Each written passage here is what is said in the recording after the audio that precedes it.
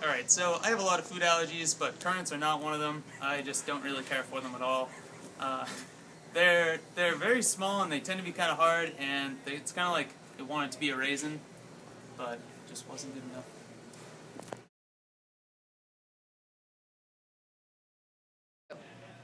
So currants are, at least the dried currants that we use here is the dried version of a fresh currant, which you can buy in red form or black form, and there actually is a white currant which is not used very much.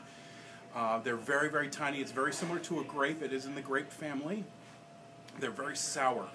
I have seen the fresh versions used for making jams and jellies. I've also seen a little tiny sprig on a plated dessert garnish. It looks really cute. It looks really nice.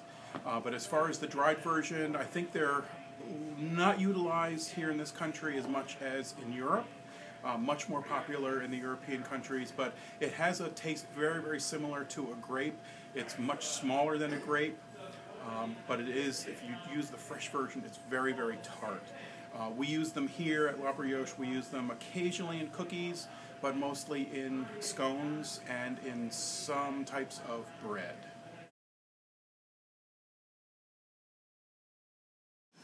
Currants were first seen being traded from a Greek ship to Europeans in search of a grape substitute. Currants are less well known in the U.S., where it's been subject to restrictions for much of the 20th century. The currant is extremely susceptible to the growth and spread of a fungus known as white pine rust. The U.S. lifted the ban in 1966, however its popularity failed to take off. Currants were used during World War I to prevent scurvy among the Navy. Scurvy! But what are currants really? Currants are one of the few plants that grow in shade. It's commonly planted under trees and is very well suited for home gardeners. It grows in any type of soil, especially clay and sandy, as long as it's moist, and will grow vigorously so they need constant pruning. They need to be kept under 85 degrees Fahrenheit at all times. Once harvested, the fruit can be used immediately in fresh or cooked recipes, frozen, or refrigerated for up to 4 days. And you should, because they're high in antioxidants.